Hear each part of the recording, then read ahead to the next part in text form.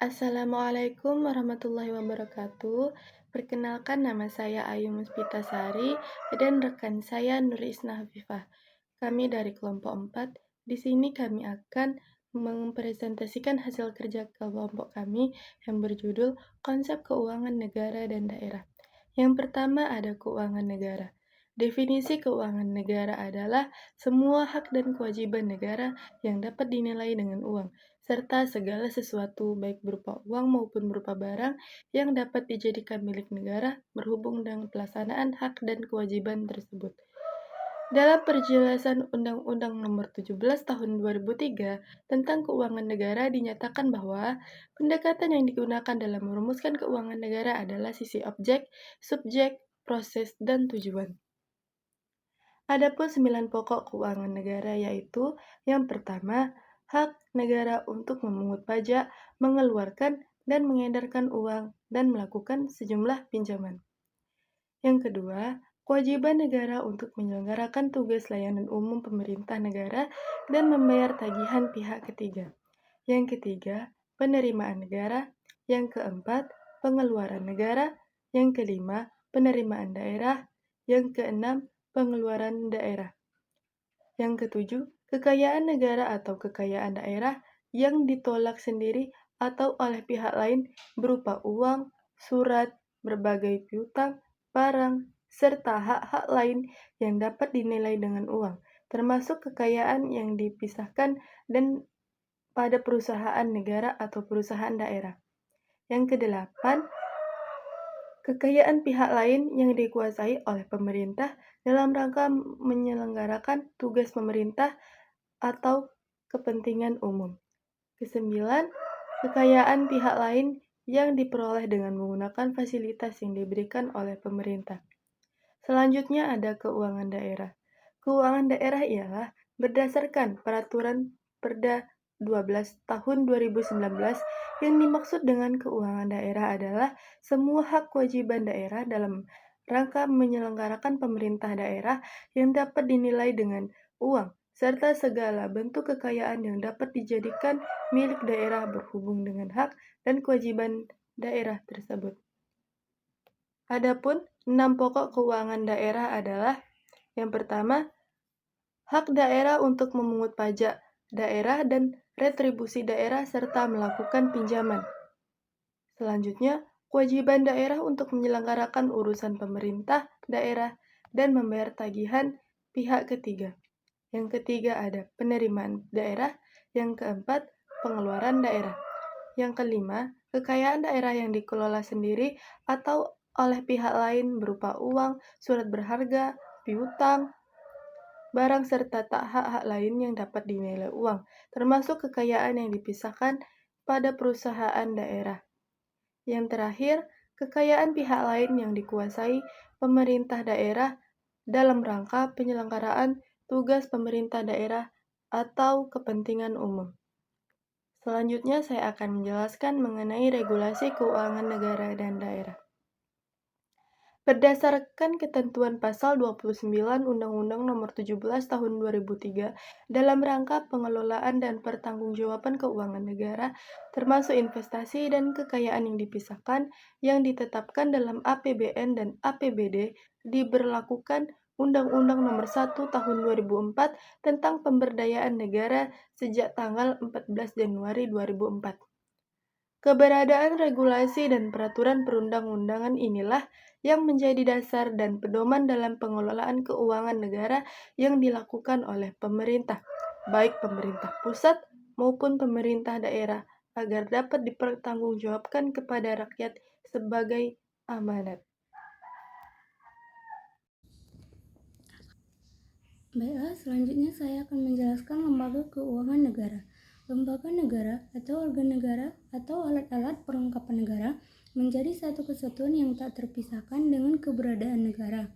Pembentukan lembaga negara merupakan manifestasi dari mekanisme keterwakilan rakyat dalam menyelenggarakan pemerintahan.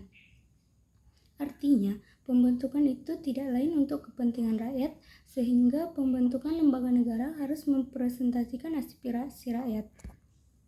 Lembaga keuangan daerah. Lembaga keuangan daerah adalah badan atau entitas yang bertanggung jawab atas pengelolaan keuangan di tingkat daerah atau regional, seperti kabupaten, kota, atau provinsi. Lembaga-lembaga ini biasanya memiliki peran penting dalam mengelola pendapatan, belanja, dan investasi di daerah tersebut. Contoh lembaga keuangan daerah di Indonesia adalah Badan Pengelola Keuangan Daerah atau BPKD yang berperan dalam mengelola keuangan pada tingkat kabupaten atau kota. Hubungan antara keuangan daerah dan negara Hubungan antara keuangan negara dan keuangan daerah adalah kompleks dan saling terkait dalam sistem pemerintahan suatu negara. Ruang lingkup hubungan keuangan antara pemerintah pusat dan pemerintah daerah sebagaimana pasal 2 meliputi 1. Pemberian sumber penerimaan daerah berupa pajak dan retribusi. 2. Pengelola transfer ke daerah. 3. Pengelola belanja daerah. 4. Pemberian kewenangan untuk melakukan pembiayaan daerah. Dan yang kelima, pelaksanaan sinergi kebijakan fiskal nasional. Kasus keuangan pada instansi pemerintah. Badan Pemeriksa Keuangan atau BPKB menemukan potensi kerugian negara sebesar 9,72 triliun dari 12.947 kasus. Kerugian tersebut ialah hasil ketidakpatuhan hingga inefisiensi.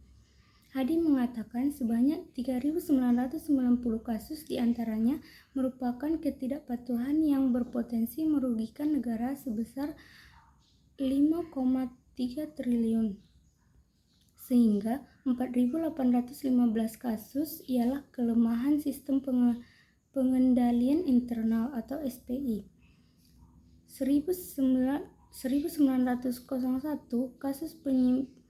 kasus penyimpangan administrasi dan sebanyak 2.241 kasus berpotensi merugikan negara senilai 3,88 triliun. DPR diminta untuk memantau penyelesaian terhadap kasus-kasus tersebut. Tentu kami sepakat, nilai temuan tersebut bukan jumlah yang kecil, tetapi sangat besar. Temuan tersebut terus terjadi secara berulang setiap tahun, sehingga jika kita tidak bersama-sama mendorong penyelesaian tindak lanjutnya dan menanggulangi supaya tidak terus terulang, maka potensi terjadinya kerugian yang lebih besar dapat terjadi. Lanjut Hadi. Solusinya, seharusnya instansi pemerintahan baik pusat maupun daerah meningkatkan sistem pengendalian intern, karena dengan kuatnya sistem pengendalian intern, maka hal-hal yang terjadi di atas bisa berkurang bahkan tidak terjadi lagi. Selain itu juga perlu adanya kontrol dari pihak luar, baik itu auditor maupun masyarakat kita, untuk ikut serta dalam pengawasan kinerja dari instansi penyalahgunaan dalam pengelolaan agar tujuan yang direncanakan dan dihasilkan tercapai. Kesadaran instansi pemerintahan dalam mengelola dan menggunakan anggaran juga penting, karena anggaran tersebut berasal dari uang rakyat, sehingga apabila terjadi penyimpangan dan pengelola dan penggunaan maka akan merugikan masyarakat. Saran yang diberikan agar masalah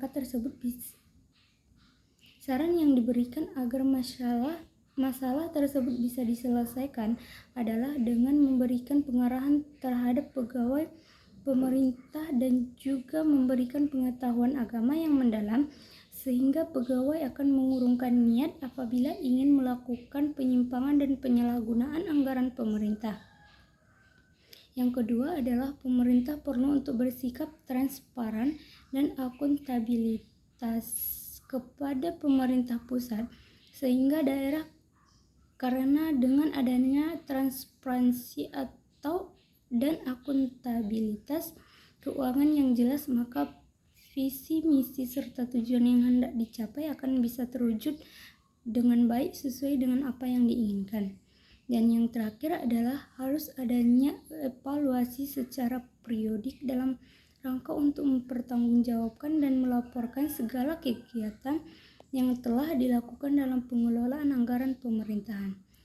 Sekian dari kami kelompok 4.